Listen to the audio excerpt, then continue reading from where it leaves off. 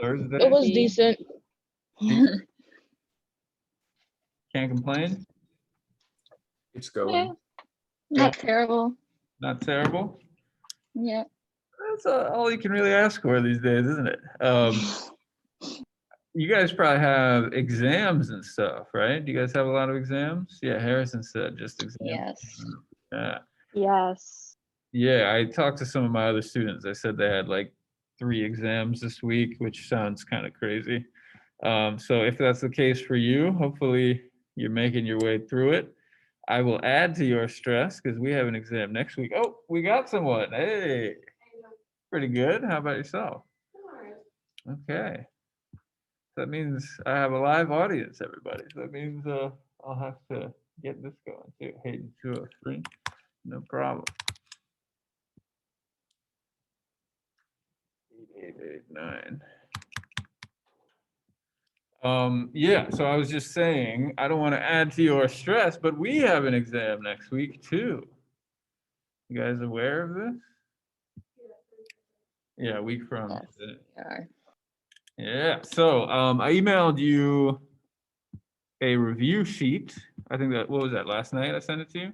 You guys get my email? Yeah, so why don't we talk about this?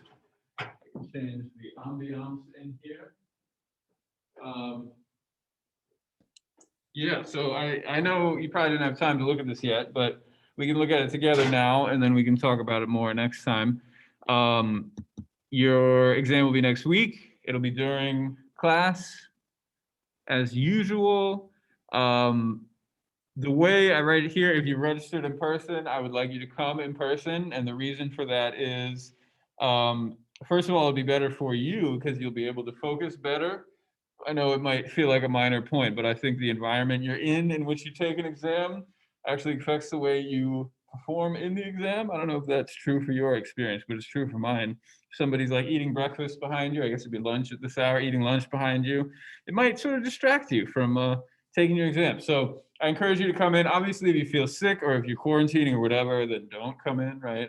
So that a lot of people are quarantining now, and I'm aware that that's an ongoing situation. So please, health comes first. But if you are registered in person, please come. If you're feeling well and you have a device that you can type on, that's the other part. Bring a laptop, bring a tablet with a keyboard, whatever, something you can type on, and take it in person. If you're registered fully remote, obviously take it fully remote. What else? There will be quotation explanations. So I'll give you a quote, for example, a quotation from this book, maybe, I don't know, like what did we talk about last time? I just turned to a random page. Right, Tataka's story. If it's a quote like, like somebody's hesitating to kill someone because he's thinking that she's a woman, and it says something like that, you will know that they're talking about Tataka, and who said the quote? It would be Rama, right? So he said that as a young man. And so what I expect you to be able to do is sort of think back to these situations, be able to identify them within the larger story, identify who's saying it, identify what they're talking about, identify why it matters, right? So there'll generally be 3 short questions. And what am I testing? I'm testing, did you actually read the book, right? So if you read the book, it'll be no problem. You'll identify the situation. Obviously, we talk about it in class. It'll be very easy to remember because, again, you read the book. So you remember the people, the stories, the situations.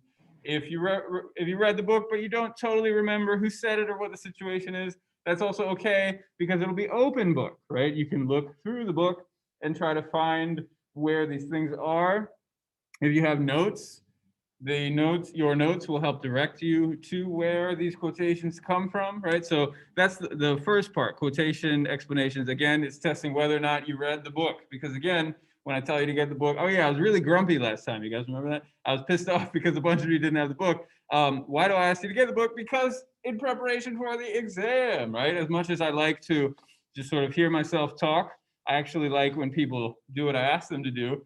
And I asked you to read the book. So that's a big part of the test will be just seeing, did you read the book? And if you haven't read it yet, there is still time. So don't worry, you still got a week.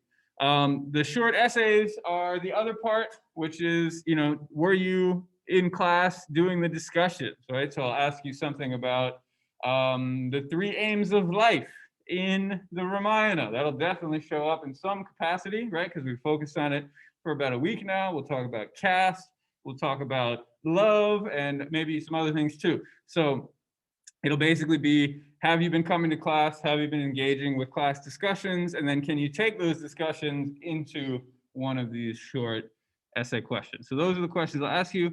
Questions just about the Ramayana? No, I mean, there will be about the Ramayana, but they'll be about everything else. So again, if you read the next sentence, it'll cover weeks 1 through 7 of the course and primarily concern religion, society, aims of life, and the Ramayana. So yes, Ramayana definitely important, but not the only thing, right? This is 7 weeks of material. We've done a lot more than just Ramayana.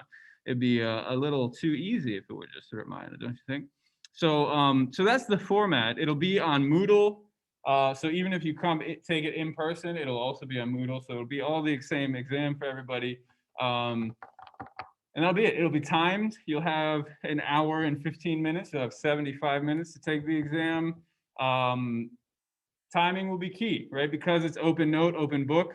If you had infinite time, you could just theoretically read the book and then write out your answers as you're reading it. But of course, life doesn't work that way. So it'll be limited time. You can look things up, but only to a certain amount. So time management will be important. Okay, and I think that really is it now. So any questions about formatting? How does that sound? Sound good? All right, so obviously Yes. you'll have time to keep thinking about these things over the weekend, and we can go over them more on Monday. Harrison wants to know how many questions. There'll be 10 quotation explanations. There'll be 2 short essays. So if it's 75 minutes, you know, let's say you want to give 60 minutes to the first part and 15 to the second, or something like that. Maybe a little bit less for the first part, a little bit more for the second. Then what? It's like 6 minutes per question or something like that, which is actually a ton, right? If you already know this stuff, you go boom, boom, boom. It'll take you 1 or 2 minutes. So, anyways, a lot of it will come down to your preparation. If you don't already know the answers, then you'll have to look them up. Obviously, we'll take more time. Professor? Yes, Simone. Sorry. So how many questions of short answers or short essays? Sorry.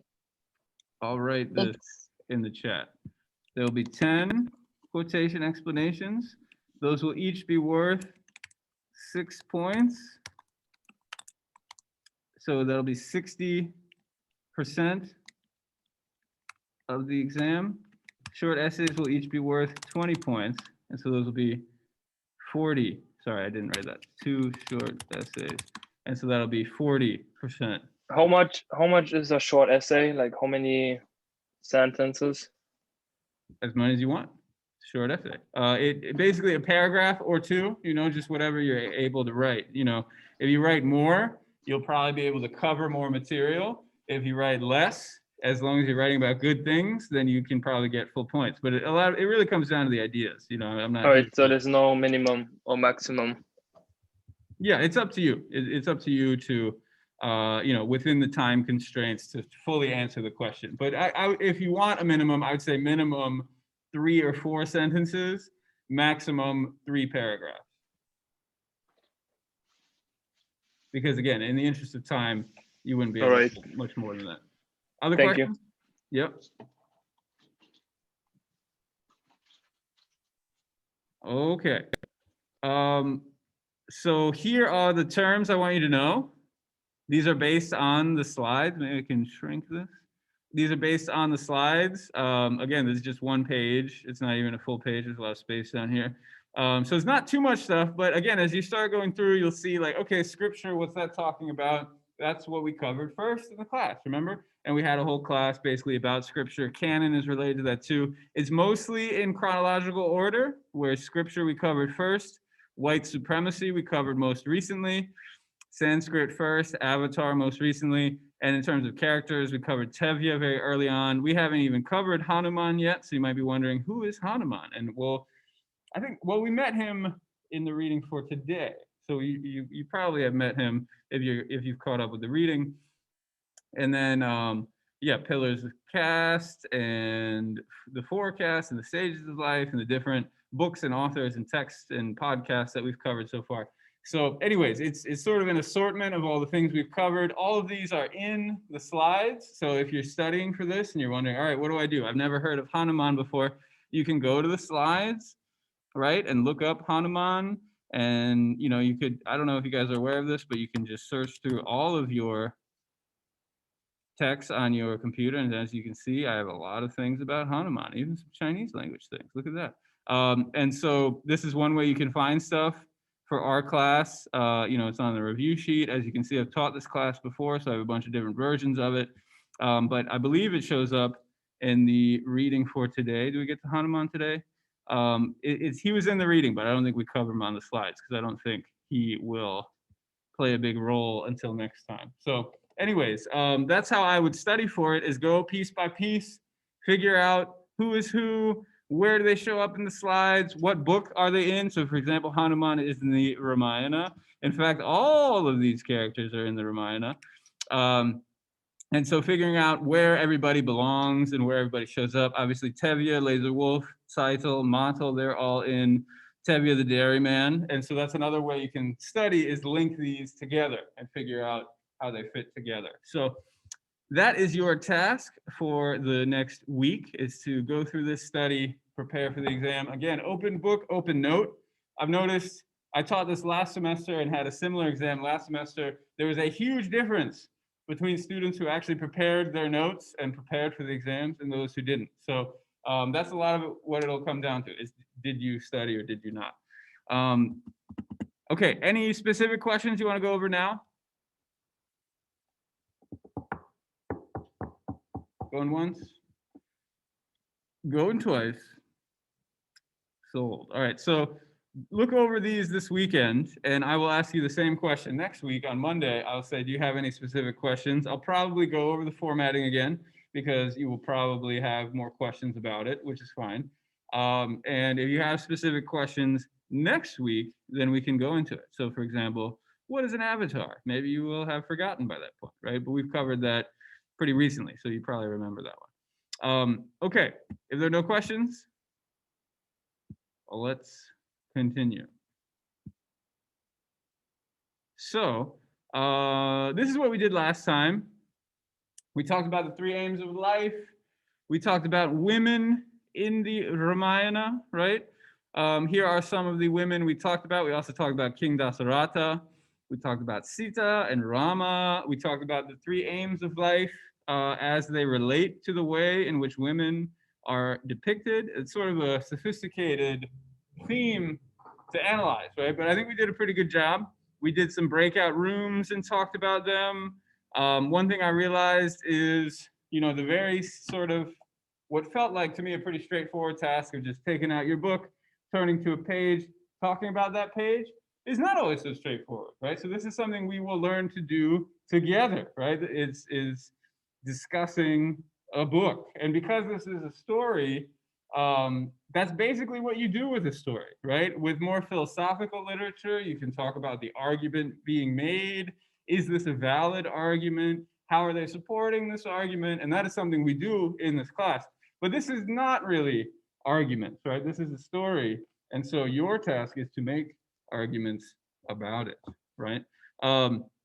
Okay, we talked about Queen Kaikeyi, success over duty, Dasaratha, pleasure over duty. Is that pretty familiar? Do you guys remember talking about this sort of stuff? Who is Queen Kaikeyi? Yeah. What was her deal?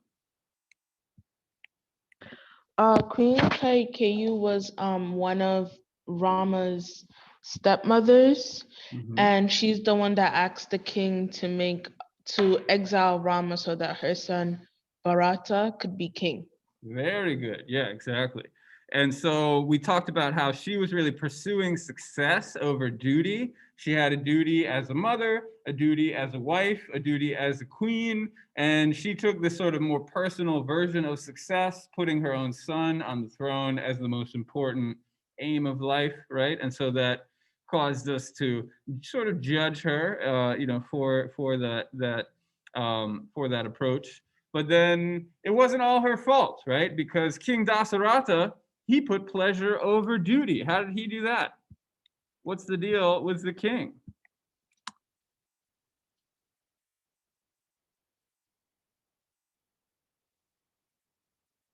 Anybody remember? Wasn't he so attracted to her that he couldn't say no? In a word, yes, but it's a little more complicated than that. He made promises to her, right? He was very attracted to her. He made promises to her and to her father, right? He said, I really want to marry your daughter, speaking to the father. I really want to marry your daughter. I'm very attracted to her. I want to marry her so much. I promise to you that I will put her son, our future son, on the throne. Will you agree to let her marry me? And of course, he does agree. And again, this is almost like he makes this promise. He writes a check that he can't cash, so to speak, right? And so when it's time for making good on this promise, he actually is very conflicted, right? So keeping up his duty as a husband, keeping these promises that he made to his wife, but also his duty as a king, putting the right son on the throne, which of course is Rama, and his duty as a father to Rama. He feels kind of pushed and pulled and conflicted about this. And as a result, what happens to him? He died. He died. Yeah, he died of, let's say, a broken heart, right? No, maybe it's not that simple, but he died of this conflict, right? Because he's being pulled in these two different directions. Like we said last time, Sita and Rama, they basically just followed duty, did what is expected of them. Did we talk about Ahalya? I think we did in the other class, but I don't think we got to Ahalya in this class. Did we talk about Ahalya? No. We did not. That's what I thought. Did any breakout groups talk about her? Here's a picture of the scene. As you can see, she's bowing down to Rama, showing respect to him. What's going on here? Well, the god Indra was in love with her, and she was already married to another guy. And then Indra made love to her when she didn't know who it was. And then the husband punished her. So she was the husband took out his anger on her instead of taking it out on Indra. Yeah, well, he took it out on both, but you're right. These are my words. The story is presented like she's choosing pleasure over duty, right? Because she has the duty to her husband. But just like Max was saying, she was tricked, right? She was tricked by Indra. And so it's really not her fault. I think we should see her as a victim of really an assault, to be honest. But the husband also, so he curses her. He turns her into stone. When Rama walks by her, she turns back into a human, and he kind of blesses her and sends her on her way. I believe this was page 19, if my memory serves me correctly. Yeah, page 19, page 20. And so Rama blesses her and sends her on her way. He also, the husband also curses Indra. And it's sort of a vulgar curse where he is covered in 1,000 genitalia. He's covered in 1,000 vaginas. And so eventually he changes the vaginas into eyes. And so on page 21, Indra thereafter became known as the 1,000-eyed god. But we all know what happened before that. So pretty crazy story, right? Very short one. But I think, again, when we think about how women are presented in this story, it's sort of an important one. So does anybody want to make, I don't think we got any overarching stories about how are women depicted in the Ramayana. What do you guys think? Do you have any general reflections on that? Again, this is review from last time, but it's sort of an interesting question, right? Women are actually, they're all over the place. They're major characters in the story. And so from one perspective, it might feel like there's quite a bit of representation. There's a lot of conversations about representation these days, right? Have you ever heard of the Bechdel test? Pretty sure this is how you spell it. Yeah. What's the Bechdel test talking about? It's basically an exam that came out back in the 19-something, and it was a way to determine whether your female characters were well written. And when there were two women, they had to talk about something that didn't have to do with the man at least every 20 or 30 minutes. Okay. And yeah, so, and I think there's a question too, do they have names, right? So sometimes there are women, but the women don't have names. Exactly. So what would you guys say? Does this book pass the Bechdel test? No. No, why not? Aren't there a lot of women in here? Isa, why doesn't it pass the test?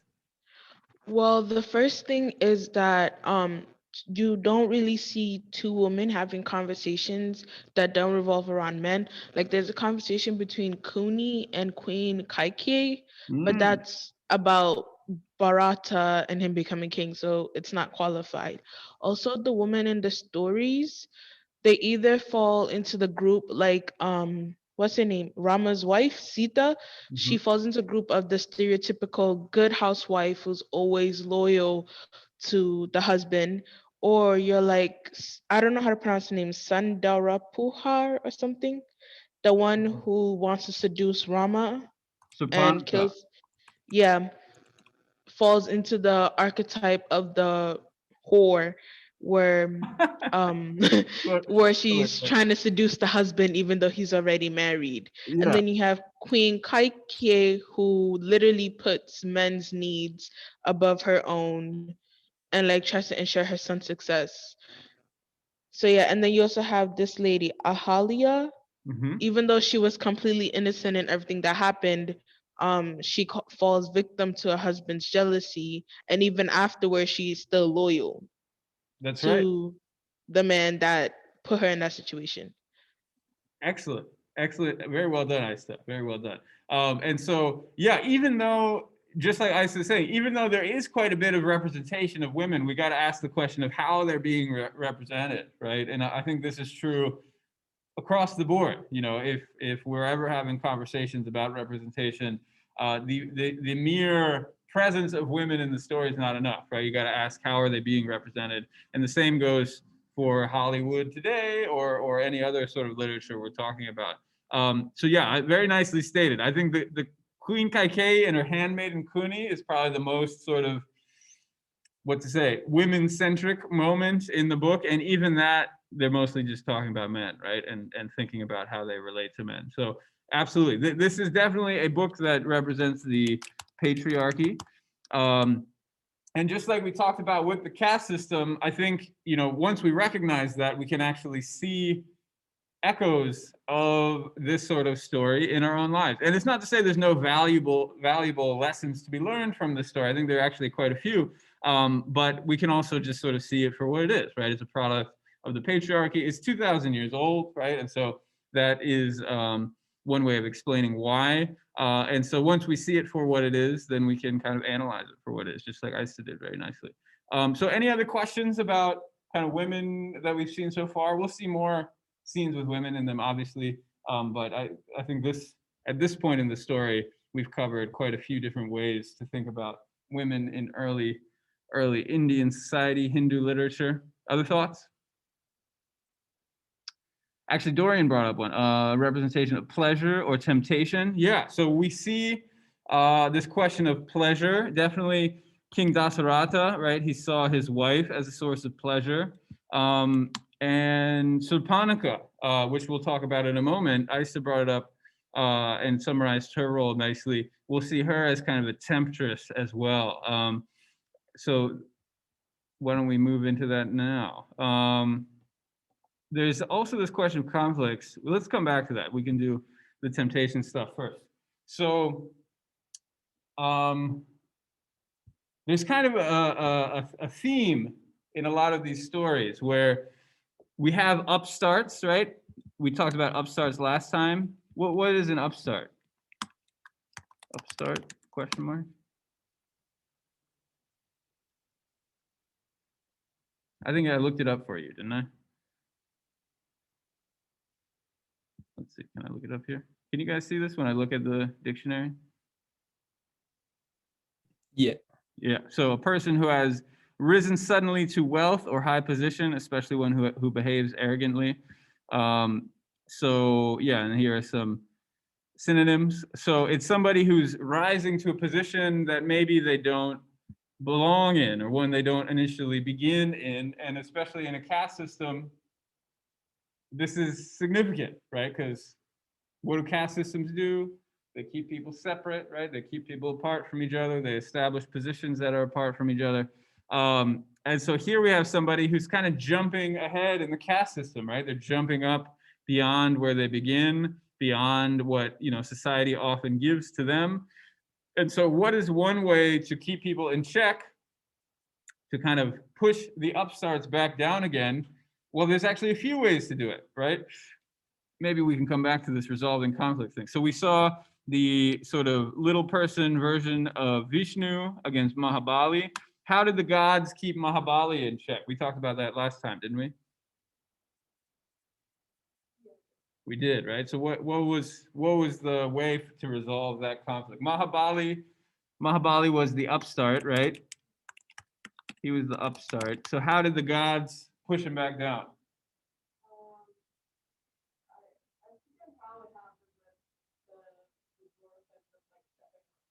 Yeah, he stepped on it.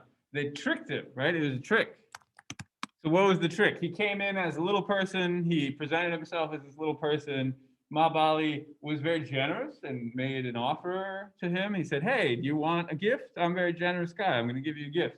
And he said, oh, no, I wouldn't want that. And so eventually he says, I'll just take this very small piece of land, 3 steps worth, not that big of a deal. And of course, it turns out to be a huge deal. He turns into an enormous version of himself and steps on his head. So one way to resolve these conflicts, to put these upstarts in their place, right, which is kind of a nasty way of talking, but that's exactly what's happening, is by tricking them, right? You can trick people to maintain the caste system. And another way, of course, is violence, which is, we will see as we continue on. And another way is by sending down a temptress. So women can be depicted as kind of a tool for manipulating your enemies, right? Another term for this is honey trap. Again, not a very pleasant term, but it's something, again, you see it beyond even just these stories. And we see it happening kind of with Surpanaka and Rama. And so when Surpanaka first comes around, again, to sort of catch up the story, Rama is living in the woods, right? He's living with his wife, Sita, with his brother, Lakshmana, and they're in exile now, right? You guys familiar with this term exile? What does exile mean? They're not allowed to come back into their country. Exactly. He's been exiled from his country, from his kingdom. He's living in the woods now. So why don't we open to that page? 64 is where this quotation's coming from. It's the chapter is called Encounters in Exile. So we're just, quite literally all on the same page. Again, chapter 4, Encounters in Exile. Hopefully we all have access to the book now after our meltdown last time. I think we've mostly been able to sort that out. Again, if you don't have the book, talk to me. And so Rama, he's just hanging out in the woods, minding his own business. And then all of a sudden, a beautiful woman appears. This has never happened to me, but it happens to Rama for some reason. So on page 63 at the bottom, he's in the woods. He hears a damsel's anklets jingling, right? Which is kind of a beautiful image. A damsel of the utmost beauty. Her anklets are jingling at her feet. And then on 64, her eyes flashed, her teeth sparkled, her figure, waist, and bosom were that of chiseled figure. Rama, even the austere Rama, was struck by her beauty. So is Rama attracted to her initially? Absolutely, right? Totally. And even though he has a wife, would he be allowed to marry her? Yes. Theoretically? Yeah. Yeah, he could have multiple wives. His father had multiple wives. He could also have multiple wives. So there's actually not a big problem here for him. What does he say? He says, oh, perfect one. You are most welcome, right? Have you guys ever said this to someone, like at a bar or something? Have you? No. All right, I like you guys' energy, right? It could work, right? Flattery will get you everywhere.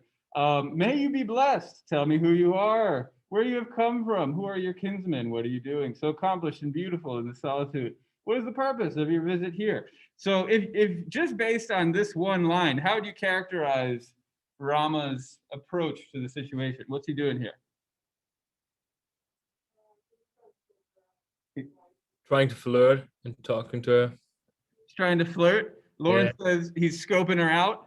seeing what she's doing here, and it's kind of both, right? You can probably tell from the way that I'm reading it, it feels a little flirtatious.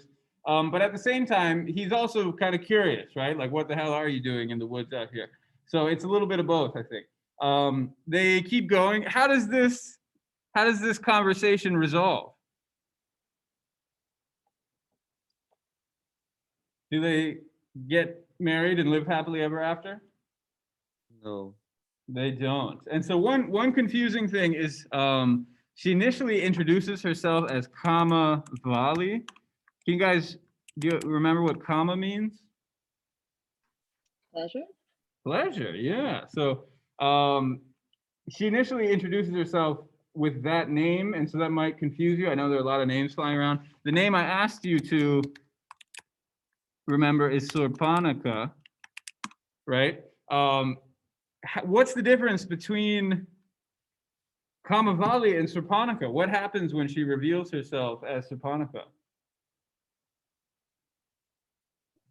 Doesn't Rama kill her? He doesn't kill her, but it comes pretty close. So why don't we keep reading? So on 64, they're talking. He says, "Do you mean that you are Ravana's sister?" "Yes, I am."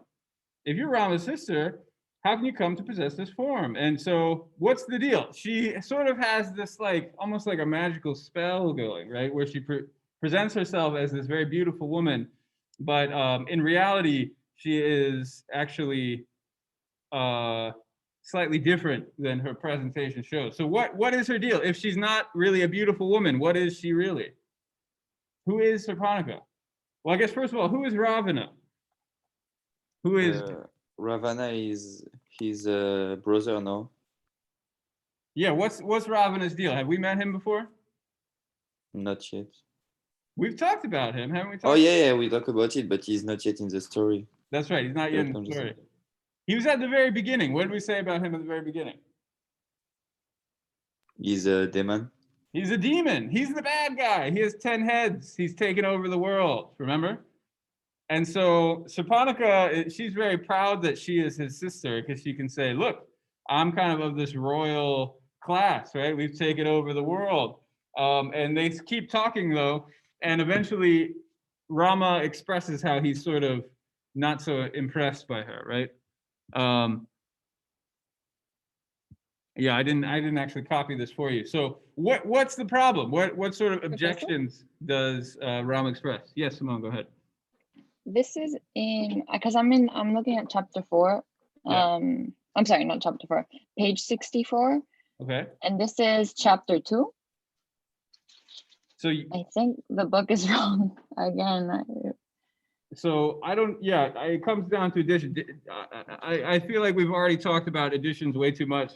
This is the edition, Penguin Classic 2006. If you don't have this edition, you know, this is the chapter where it Encounters in Exile. That's all I can really say, right? If you have the digital version, it's not going to be the right page number, which is why I told you guys all to get the book. If you do have this version, you can go to page 64. If you don't have this version, go to chapter 4 and scroll down or whatever, you know. Okay, perfect. Find it. Thank you. Yeah, no problem. So, okay, so coming back to the story, what is Rama's problem? He's initially attracted to her. He thinks she looks great. Why doesn't he marry her? He's not in the same cast, I think. They're different casts. Yeah, so what caste is she in? She's a Brahman. Yeah, so that's a good observation. That's on page 65, right? So it's a little further down. So she's in the Brahmin caste, which of course means Ravana is also a Brahmin. That wasn't already clear. She also says she's an Asura, right? Because initially he says, oh, you're a Brahmin and I'm a warrior. We can't get together, right? We talked about endogamy. Remember, what does endogamy mean? That you just can marry in your own caste, and you're not allowed to marry someone else from a different caste. Exactly. We see it showing up again here, right? Is that you can only marry within your own caste. And then Surpanaka says, oh, but you know, I'm an Asura, right? And that's not that big of a deal. I wish he didn't write Asura here. Asura just means demon. So she's saying that she is a demon. And so, you know, the caste stuff doesn't really apply to her. And Rama is even more upset. He's like, I'm a human, you're a demon, stay away from me. I don't want anything to do with you, right? And so all of a sudden, he's just totally uninterested in her. And you can see it in this image here, right? This is I think this was drawn about 100 years ago. He's sort of casting her out. And she, of course, is really into him. And she's very sad that he is rejecting her. And so it's setting us up for kind of an interesting climax in the book. Now, when we think about, you know, what is her role as this temptress, and again, this is a patriarchal category, just like we were talking about a moment ago. There's a sense that these meditators, part of their strength comes from, what can we say? Discipline. Would you guys agree with that? Is there strength in discipline? Are you guys all very disciplined? Does discipline give you strength? Yeah, I think. Yeah, sometimes, yeah. Sometimes, yeah. It's a little bit of a theoretical question. I'm sure you're all thinking, am I disciplined? And I would argue a big part of modern life requires you to be disciplined, right? You got to wake up early in the morning. You got a lot of stuff you have to do. Maybe you don't always feel like doing it, but you still kind of, you grit your teeth, you grind it out, and you do it. You do all the homework that I ask you to do. You do all the reading that I ask you to do. You got to take the exam next week, right? It takes a lot of discipline. Another place where there's discipline is like exercise, right? Would you guys agree with me that discipline is a part of exercise? Yeah. Are there any athletes in the room? Yes. Yeah. So what about being an athlete requires discipline? Yeah, I mean, you have to work out, to eat healthy, to sleep early and stuff like that to be good, to be performant. Exactly. Other athletes? I heard another voice. Does anyone else want to add? Yeah, you have to like discipline yourself because throughout the day you'll have a lot of classes and then practice, and you need to have the discipline to do your work even when you're overwhelmingly tired. Yeah. It's a lot of discipline, right? I would say it's kind of a defining feature of our lives. I know you probably don't think about it this way, but let me commend you all for being very disciplined, especially Lauren for actually showing up. Have you guys heard of the Mamba mentality? You know who that's talking about? Yes, Yes, Who's that talking about? Kobe Bryant. Kobe. Yeah, and so what was so special about the Mamba mentality? What time would he wake up? He would wake up at like 5, Right. like 4 or 5. I don't Yeah. remember. The number doesn't matter. He'd wake up very early, right? I think it's something absurd like 4. Do you guys ever get up at 4 in the morning? Hell no. Just to get my flight. Maybe to get a Yeah. flight, yeah. Maybe you're more likely to stay up to 4 in the morning than wake up at 4 in the morning, right? But if you want to grind and you want to be disciplined, if you want to be Kobe Bryant, this is what it takes, right? Is you got to put in the time. And you know what does it mean to get up at 4 in the morning? Is being disciplined. Now, again, this is a patriarchal perspective, but what happens if a very beautiful woman comes to visit Kobe Bryant and says, hey, turn off the alarm and just stay in bed for a little while, right? Do you think he's going to do it? Now, obviously, he's gone. Apparently not. Hopefully sometimes. Maybe sometimes. He's gone, and I shouldn't speak badly of the dead, but he got in trouble for his behavior in these sorts of circumstances. If you're not aware, you can look it up. And so, anyways, it's all just to say there's a sense, again, patriarchal, but there's a sense that women make men weak.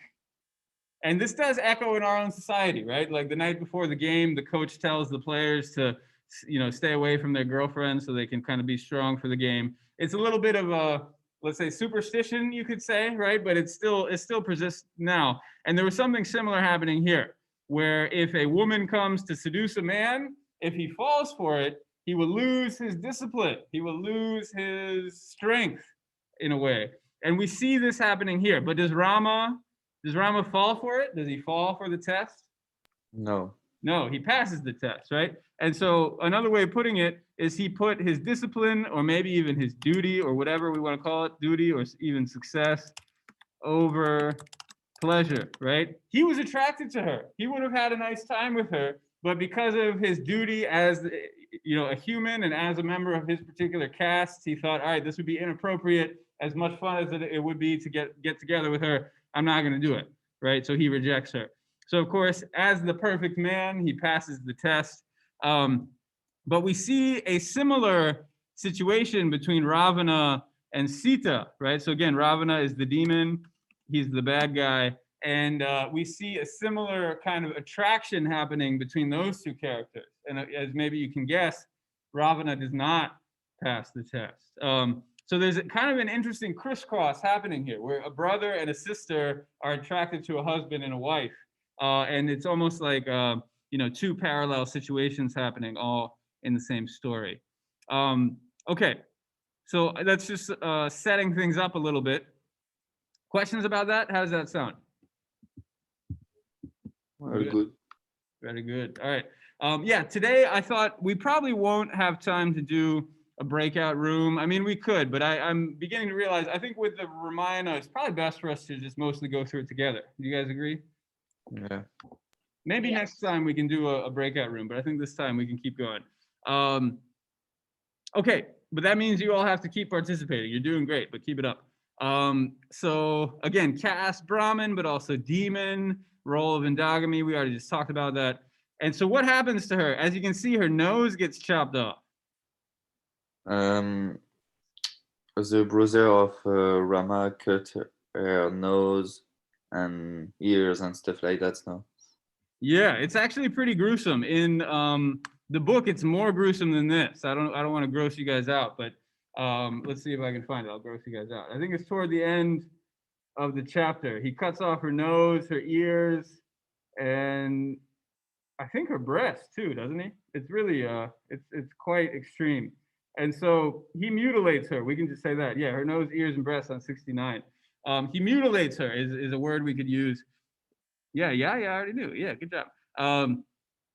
And of course, why is that? Is because she's so desperate, right? She's so thirsty, as we could say. She keeps going after Rama. He blames it on Sita, or sorry, she blames it on Sita. He says, if I get rid of her, then he can be mine.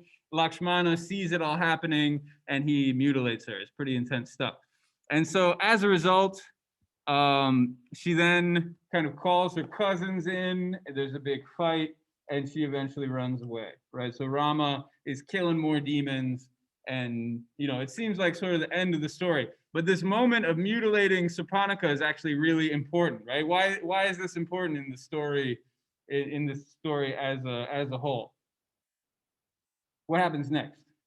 Because then she will use it and tell it to her brother to fight Rama. I mean, to kidnap Sita and then to have Rama.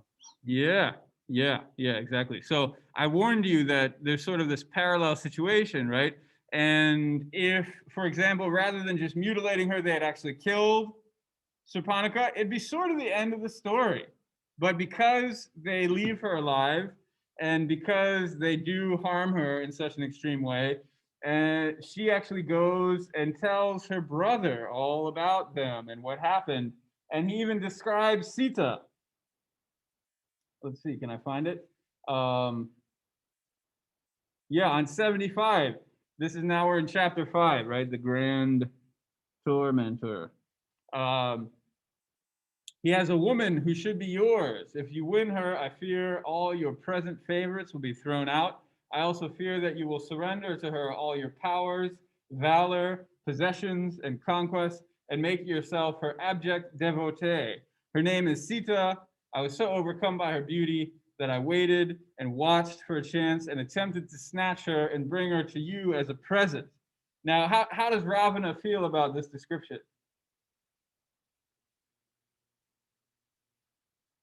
I mean, he's in love, if we can say that. Yeah. He wants her.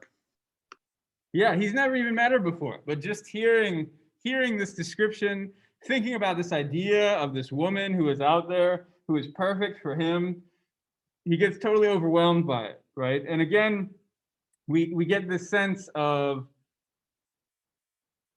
where is it? He's giving up all of his possessions, his power, his valor, his conquest. He's giving all of this success, all of his other pursuits, all this duty, right? All these other things he's thinking about. And he just wants to make himself her abject devotee. Isn't there a word for that now? Let me see if I know the, is he standing for her? Is that what that's called? Standing. Yeah, it is.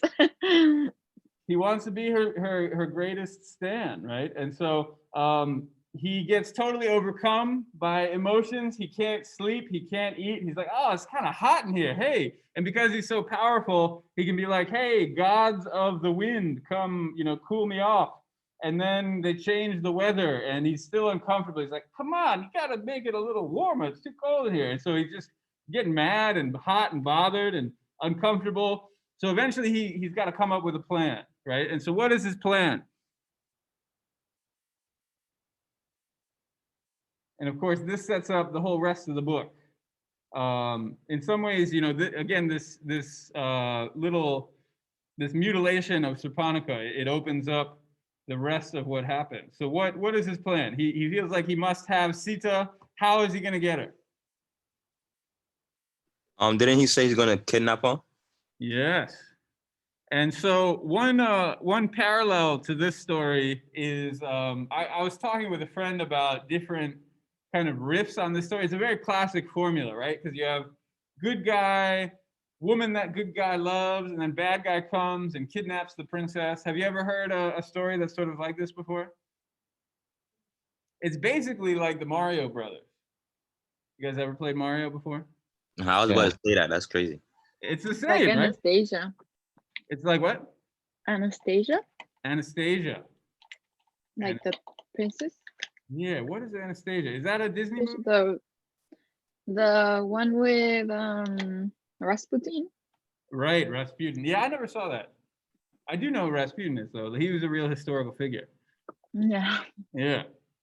But yeah, this formula of good guy, good princess, bad guy, kidnap the princess, good guy goes to rescue the princess. It's everywhere, right? And I'm not going to say that this is the first version of that story, but it's a very early version of the story. And you could probably draw a straight line between this and Mario Brothers. In fact, because it's Japanese, there are even some points along the way you can point to.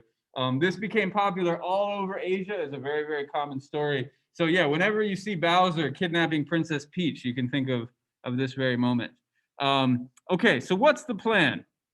We've got this this golden deer, right?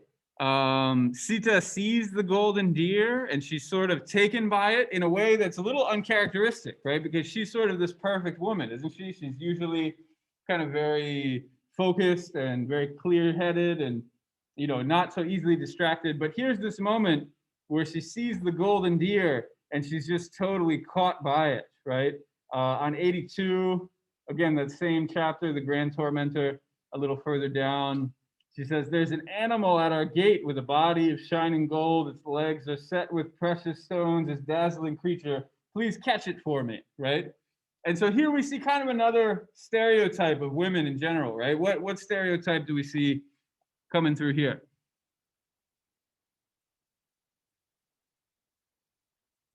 How would you characterize this moment where Sita sees the deer?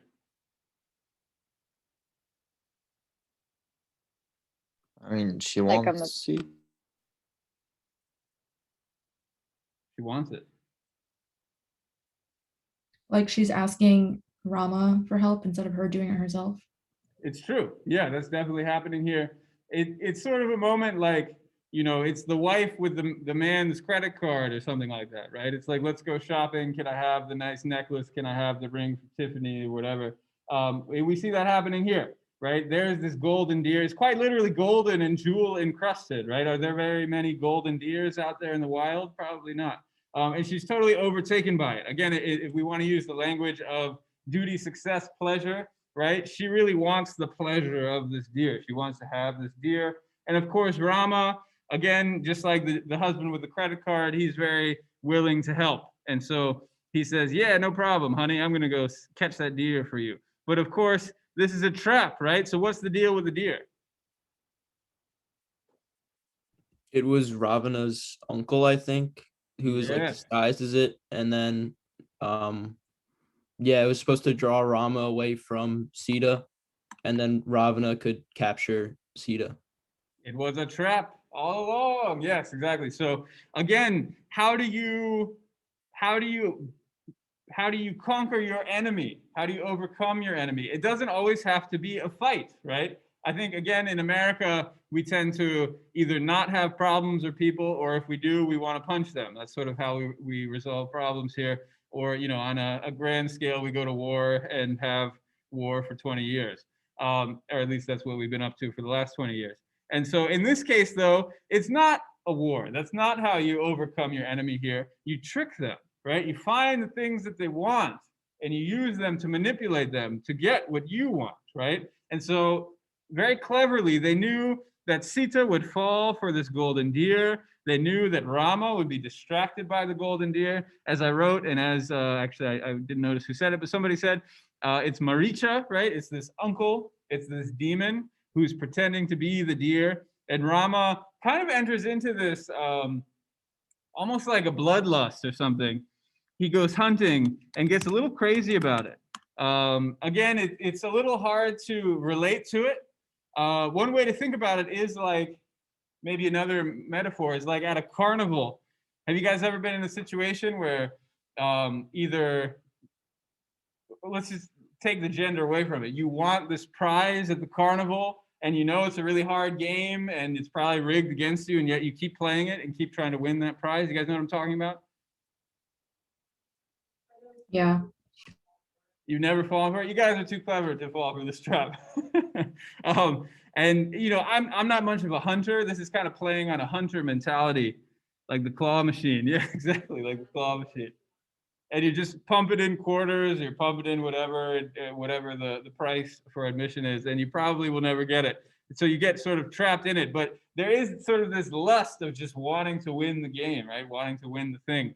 And Rama gets trapped by this too. I think it happens with hunting. I'm not a hunter, so I can't really speak from experience. But this feeling like you have to win, right? You really want to win. It can be a wonderful pursuit, right? And in some ways, our society is built around this pursuit. But at the same time, if it's a flawed game, a rigged game to begin with, then it's a trap, right? Just like this situation we see in the book here. Now, of course, one character can see clearly here, right? Lakshmana. Of course, he's the brother. He's the one in the background here, and he's basically like, "You guys are both idiots. We need to sort of calm things down here." What does he say? "I would not go near it. It may just be an illusion presented before us. It is not safe. Who has ever heard of an animal made of gold and gems? It's a trick, if ever there was one." But of course, Rama is too caught up in this idea, like, "Yeah, I'm gonna win the prize for my best girl," right? To the point that he just totally ignores the advice. And then Sita has sort of a weird response to him too, because Rama eventually is getting close to Maricha. Maricha yells out in Rama's voice. He's like, "Hey, help," right? Making it sound like Rama's in trouble. And then Sita's like, go help him. And when he refuses, let's see, we're a couple pages down now. The top of 84. Lakshmana's like, "No, I'm telling you, this is a trap. I'm sure he's fine." And eventually Sita says, "This is no time for explanations or speculation." As she's talking, the cry was heard a second time, "Oh, Lakshmana, oh, Sita." And Sita seized with panic and lost control of herself completely. She cried, "Do not stand there and talk. Go and save Rama." And when he refuses, further down, she says, "It's improper for you to stay here.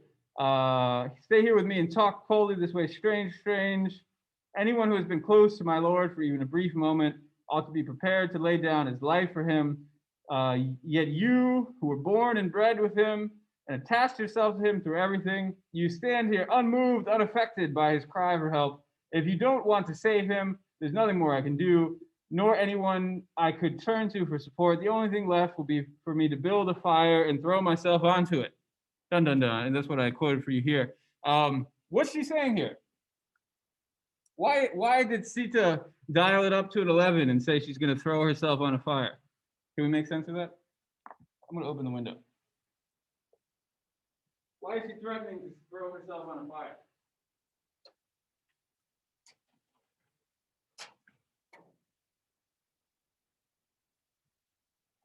Page 84, that same chapter, Grand Tormentor, kind of So close to the end here.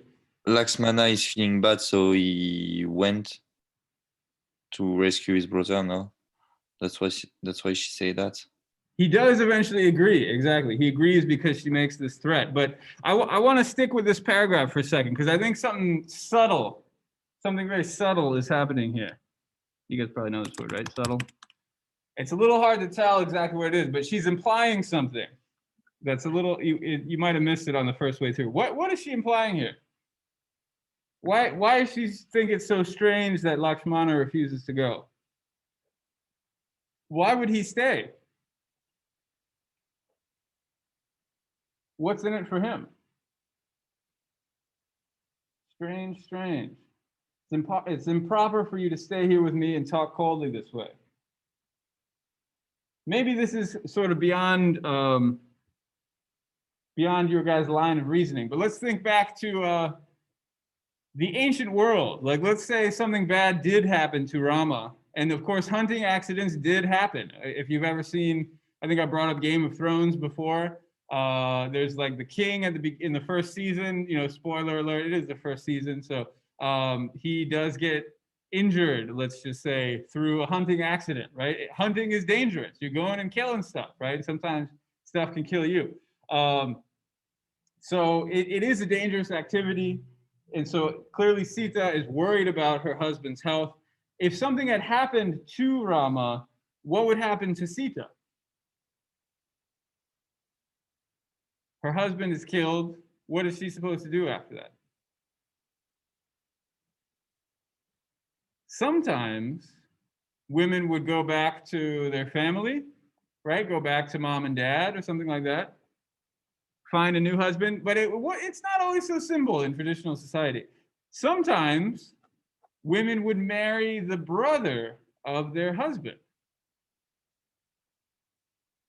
You guys beginning to see what I'm saying here? So there's an implication here. It's not totally on the surface, it's sort of in the background.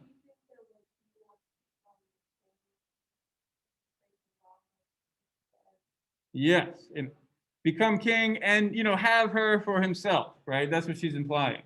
She's basically saying, if you let something bad happen to Rama, I am not going to go with you. I'm going to kill myself.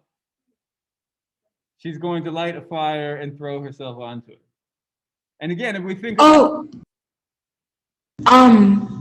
I don't know if it's Hinduism specifically, but I do know that in India and like in the Southeast Asian region, they do have a ritual where if a man dies, as a sign of love and piety and loyalty, the woman will throw herself into the funeral pyre of her husband. Because it was considered deeply shameful if a woman continued living after her husband died. Yeah, it's a complicated subject. That's right. It's a complicated subject, and we'll actually see it again. I might have mentioned this last time.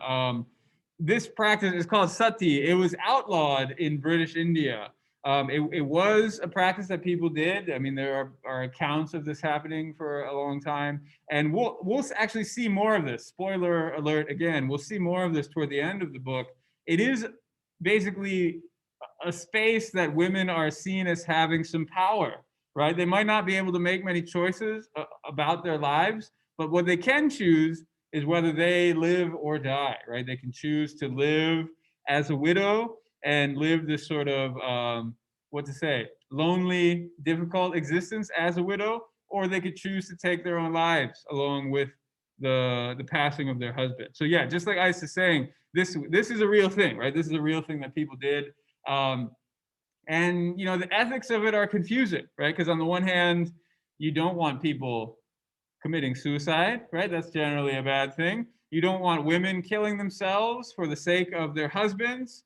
But then again, if this is something that women choose, right? who are we as outsiders to judge them and say this is not your choice to make? So it's a very tricky ethical question. I feel like we could debate it in more detail or discuss it in more detail, but maybe right now we can just pose it as a question: is what do you do in that situation, right? Should we tell Sita to stop? Obviously, in this case, she does stop, right? And Lakshmana goes and tries to help his brother. But we'll see again Sita dealing with this question toward the end, and maybe we can have a fuller discussion at that point. But yeah, thank you for bringing that up, Aista. Okay, other thoughts on this scene?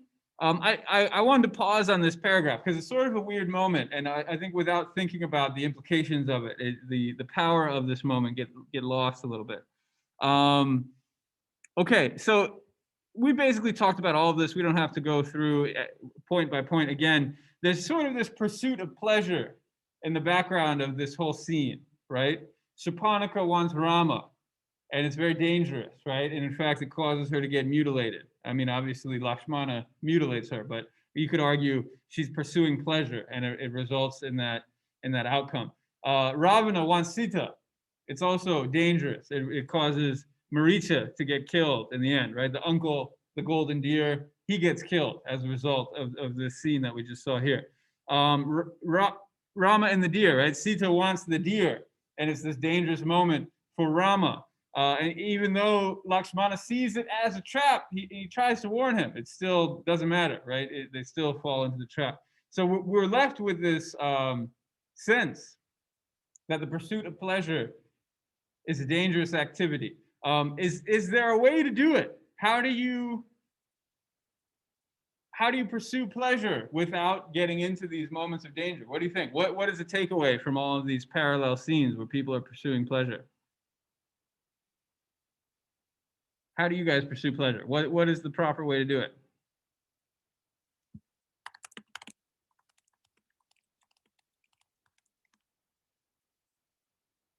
I know it sounds like maybe a strange question, but I think it is something we have to think about, right? Often the pursuit of pleasure results in some kind of danger, maybe not always physical harm, but sometimes some sort of risk, some sort of negative effect could come from it. Can you think of examples in your own life where you have to pursue pleasure, but do it in a safe way?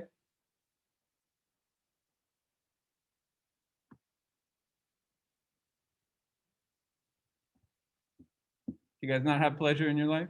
Is that what I'm observing here? Maybe you guys need more pleasure in your life. Yeah, I guess like an example would be like if you have, I don't know, something to do, like a party or something, but you also have to study for a midterm or something. So you kind of have to like make sure that you put in that time to study so that way you can go and have your pleasure responsibly. Very important advice from Yaya. Yeah, I mean, again, I know our lives are almost completely devoid of pleasure right now, and so this is maybe sort of a painful question to be thinking about. Do something with the way it makes you feel at ease. Okay, interesting. I guess balance. Balance is another word. Yeah, I like the idea of balance. And this is a theme we saw with that king, right, who went up to heaven and he saw duty, success, and pleasure, right? And the point of the story is not to give up the pursuit of pleasure, but maybe is to find balance, to find a way of like a middle way sort of thing, right? Where you get your homework done and then you go have a good time, something like that. I think all of these make sense, right? And if we come back here, yeah, maybe chase after the deer, but at the same time, if it starts to look like a dangerous situation, maybe it's not worth it. Maybe you don't need the golden deer, right? And so to sort of keep these things in check, see them for the way they are, listen to Lakshmana when he warns you, all of these sorts of things could become good pieces of advice, right? Okay, yeah, I think that's enough of that. We went through that pretty well, and we have 10 minutes left, right? Okay, class is flying by. So we finally do see Ravana. He finally shows up at the scene, right? It's not just the uncle. He finally sees Sita, and of course he loves her. Love at first sight, you could say, but it's not a very pleasant kind of love. It's more the obsession sort of love, just like we talked about before. He wants her, right? And now that Lakshmana and Rama are gone, how does he try to make his move? He's trying to kidnap her, right? Like we talked about before. Yeah, but she can't touch her. Yeah, Uh, why can't he touch her? there is a malediction, no? Yes, Malediction, or I don't know what we can say in English, but yeah. that's exactly right. Yeah, malediction. Another way of saying is there's a curse. C-U-R-S-E. There's on page 87. There's an ancient curse. What is the curse, Dorian? Why can't he touch her? He has to put her on a stone or stuff like that. I don't know, on the ground, and then takes the ground.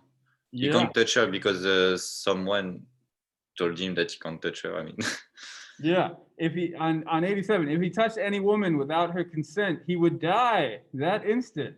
So he dug the ground under her feet, lifted it off with her, placed it in a chariot, and sped away. Now, in this image, he actually is kind of touching her. So, not everybody holds to that tradition, but it's a kind of an important curse because we'll see. He captures Sita, right? And because of this curse, what does that mean? When she'll be treated good. Exactly. He cannot touch her without her consent, right? The only way that they can get together and get married is if she agrees. He cannot force himself upon her. And so, it sort of, it sets up a premise, for the rest of the story, right? Rama should not worry about the faithfulness of Sita when she is in the home of Ravana. I have a quick question. Go ahead. The quote, "She should be mine." Who says that, Rama or Ravana? This is Ravana. Yeah, maybe I should make it clear. Ravana says that? Yeah. So he sees her again. It's on page 85. He's overwhelmed by the vision before him. Sita's in this house, and he's just thinking all these thoughts. He sees this beautiful woman, and he's just like, "Oh, I want her to be mine. I'm going to make her the queen of my empire. I'm just going to do whatever she tells me to do.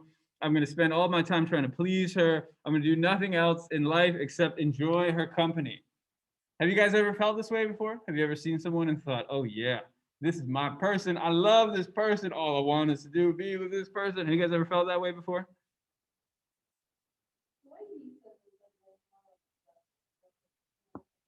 Okay, Lauren doesn't want to go down that road. What about when you see your soulmate? Doesn't he feel like she's the soulmate? We talked about soulmates before, right? How is this different from a soulmate? If it were mutual, would it be a soulmate? Maybe. Well, and I think it's an important point, right? We live in a world where we actually, we kind of revere this sort of love, don't we? I mean, your first assignment was that love song assignment, where you were thinking about love as this transcendent quality, almost like love as a religion, where if two people love each other in this way, it's like that's the best thing you can have. But if you look at a traditional society, which is what we see here, that kind of love is a trap. Can you see that? I mean, and I agree, consent is what's missing here for sure. But even if she gave her consent, this would still be a trap for the Hindu tradition, for this early, and I would say all traditions, for traditional society. Why is this a trap? Why is this kind of love seen as a negative thing? As obsession? Okay, because I'm asking, why is the love that they have, like this obsessive love, well, him over her, really, why is it seen in a bad way? Yeah, why is this obsessive kind of love seen as a problem? Because it's the opposite of what the entire book has told us so far, which is balance. Balance, yeah. This puts you out of balance, right? In the language that we've been using, is it puts pleasure over duty and success, doesn't it? Right? He's saying, I'm going to give away my empire. I'm going to give away my responsibilities. I'm just going to devote myself 100% to her. And again, this, I don't know about you guys, but this is a feeling I've had before, right? Where I'm so into somebody, it's like, this is all I care about. This is the most important thing in my life, right? And in some ways, what we see here, again, is a warning. It's a warning against that way of feeling, against that way of acting.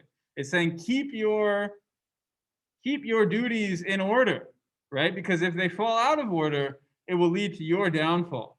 And that is what's happening with Ravana. Now, again, the contrast is Rama. He kept his duty above his pleasure. He was attracted to this woman, but he casted her out because he sort of saw through the situation. Here, Ravana was not able to do the same, right? He totally falls head over heels. And again, it sort of challenges our usual vision of this kind of transcendent type of love, right? Here, love is seen as a problem. Love is seen as a trap. Now, we could call it an obsession, and I agree a big part of the reason why this is a trap is because there's a lack of consent. But I think at the same time, the same story would be told even if there were consent. A very similar one, at least, would be. Okay. Now, there's sort of one more turn. We're going to talk about animals. Why don't I'll give you a quick preview of the animals, and then we can pick up with this next time. So we're going to see monkeys come in a big way. Now, you might be thinking that's totally weird and kind of out of left field, but in the same way that we've been using duty, success, pleasure to read this book, another important thing we're going to use to read the rest of it is caste. We've already seen some things about caste, but it's one reason we focused on it before. There's kind of a caste system for animals where cows and horses are at the top, and monkeys and bears are in the middle, and dogs and crows are at the bottom. So are there any dog lovers in the room? So I apologize to the dog lovers, but they're at the bottom. Why do you think the dogs are at the bottom of this caste system?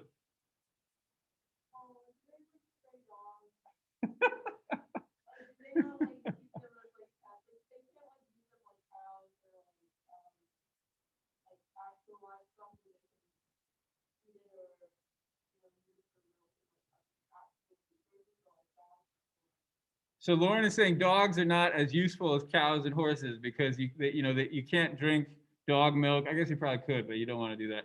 And you can't ride them like horses. Although there is some usefulness for dogs, right? What are this man best friend kind of thing? What were dogs used for? Herding sheep.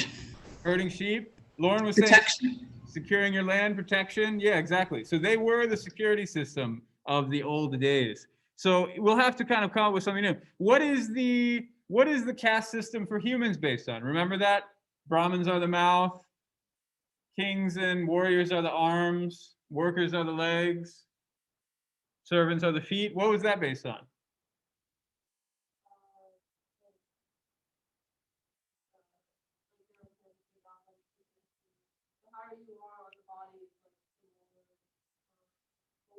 Holy. Holy is a good word. We had a pillar of caste was blank and pollution. What is that word? Starts with a P. Second letter is a U. Say again. Purity. So why would a dog be less pure? What's impure about a dog? Dog owners.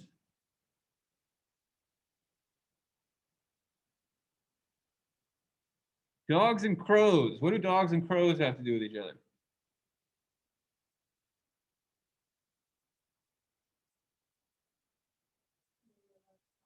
They live outside.